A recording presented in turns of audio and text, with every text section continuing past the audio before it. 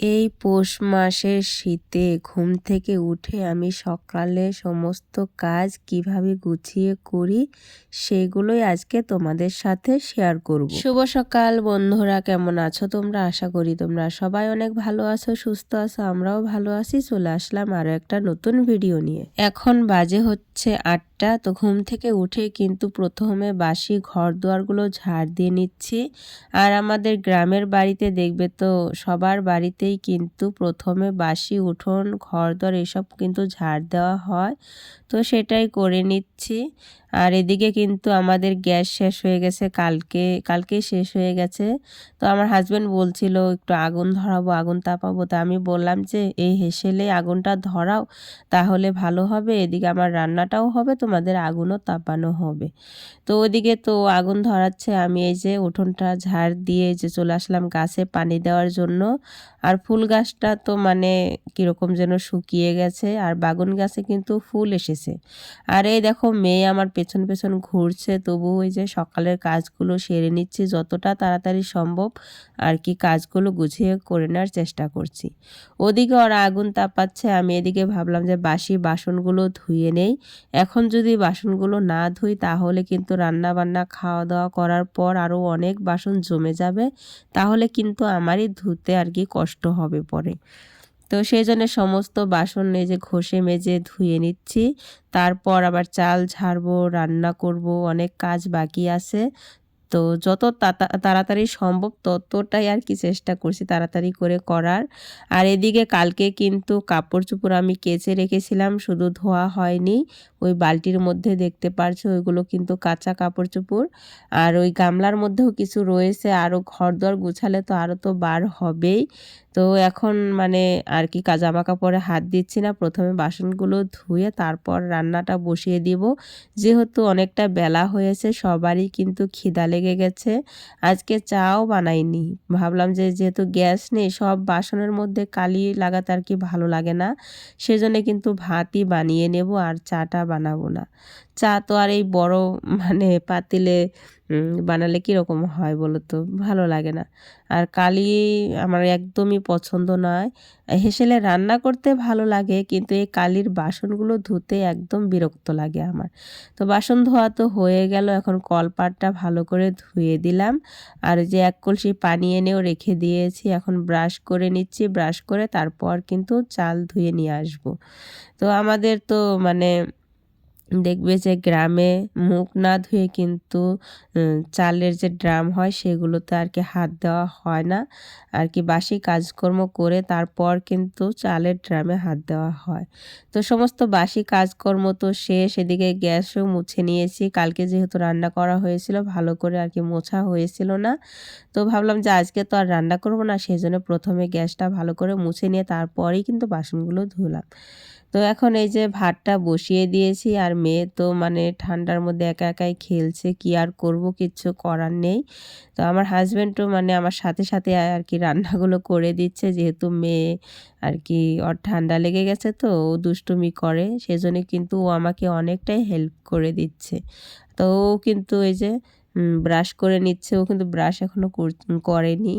তো ব্রাশ করে আর কি মুখ ধুতে গেল। আর এদিকে কিন্তু আমি লাউ কেটে নিচ্ছি, আজকে লাউ রান্না করব। আর মাছ দিয়ে রান্না করার জন্যই কিন্তু লাউটা এনেছিল, কিন্তু কাল তো আর বাড়ি ছিলাম না, আসতে আসতে অনেকটাই আর কি রাত হয়েছিল, সেই জন্য আর মাছ আনা হয়নি। আর সকালবেলা মাছ কোথায় পাবো বলো তো, সেই জন্য আর কি নিরামিষই রান্না করে খেতে হলো, কিছু করার নেই। তো লাউটা ভেবেছিলাম যে নিরামিষই রান্না করব, তারপরে বাচ্চারা বলছিল খাবো না নিরামিষ, তারপরে শুটকি মাছ দিয়ে কিন্তু রান্না করা হয়েছিল। তো এই যে এখন তরকারিটা বসিয়ে দিলাম। আর মাটির চুলায় রান্না করতে কষ্ট হোক কিংবা না হোক, কিন্তু এটার স্বাদ কিন্তু আলাদা হয়, ভীষণই কিন্তু ভালো লাগে।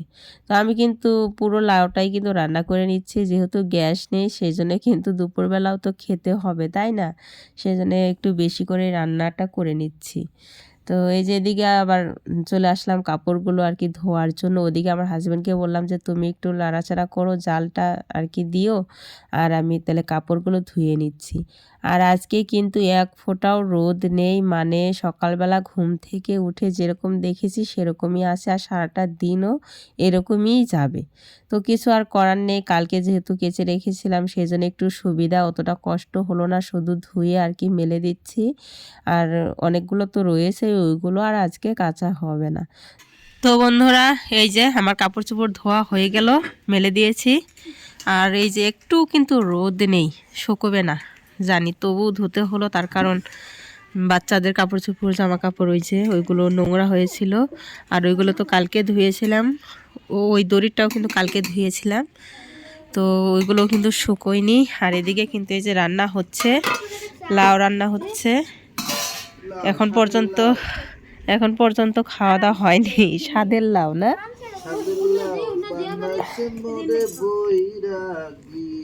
আমার হাজবেন্ড গান করছে। গ্যাস শেষ হয়ে গেছে, সেই জন্য এত অসুবিধা হচ্ছে কি বলবো তোমাদেরকে। গ্যাস আনতে গিয়েছে, তো নিয়ে আসুক, তারপর একটু মানে শান্তিতে রান্না বান্না করতে পারবো।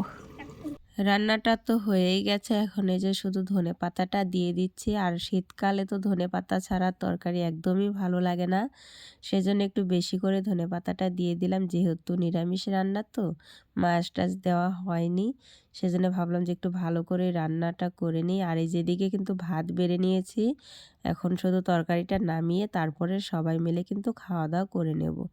আর খাওয়া দাওয়া করে উঠলাম, আর এই দেখো সিলিন্ডারও দিয়ে গেল, আমার হাজবেন্ড নিয়ে এসে ঘরে রেখে দিচ্ছে।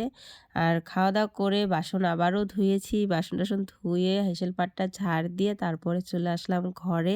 এখন বিছানাটা তুলে নেব, ঘর দুয়ারগুলো ভালো করে একটু পরিষ্কার করে নেব। দিনটা যেন কিরকম হয়ে আছে না, একদমই ভালো লাগছে না, কাজ করতেও ইচ্ছে করছে না, কিন্তু আবার নোংরা করে রাখতেও একদমই ভালো লাগে না। কি আর করব, কাজ তো করতেই হবে, তাই না?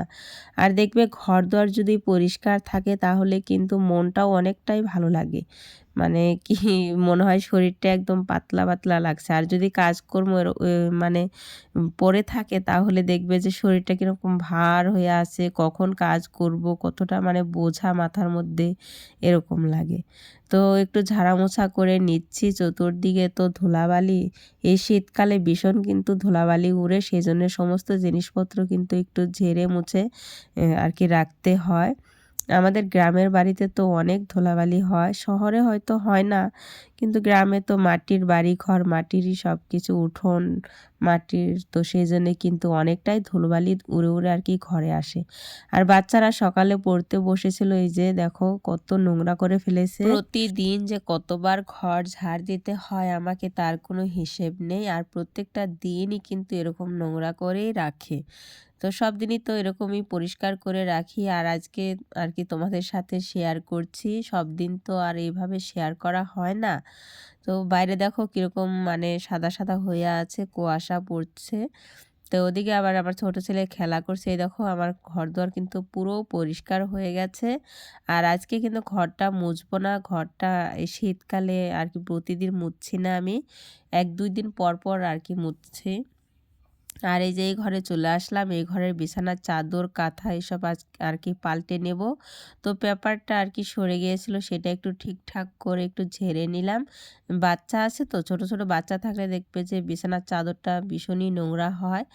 আর বিছানার তোশকের উপরে কিন্তু পেপার পাতা পাতা আছে, তার উপরে কাঁথা পারি, তার উপরে কিন্তু চাদর পারি।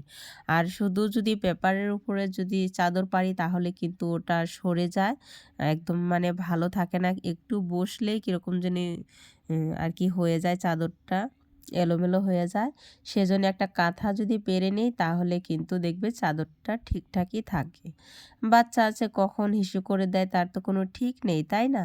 তো এখন ভালো করে বিছানাটা গুছিয়ে নিচ্ছি। আর এই যে বালিশের কাভারগুলো খুললাম না, যেহেতু রোদ নেই। আর বালিশের কাভার তো মানে একটাই আছে, সমস্ত বালিশেরই এক জোড়া করেই কাভার আছে, সেজন্য আর কি খুললাম না, যে শুকোবেও না, লাগাতেও পারবো না।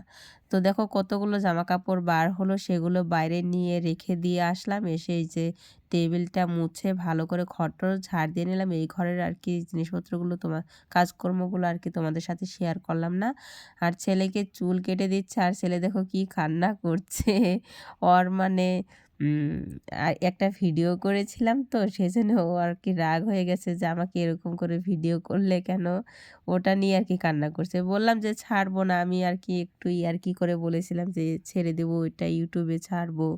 তো ওটা নিয়ে আর কি কান্না করছে। আমি বারবার বোঝাচ্ছিলাম, তাও মানছিল না। তো যাই হোক বন্ধুরা, ভিডিওটা ভালো লাগলে সাবস্ক্রাইব করে দিও।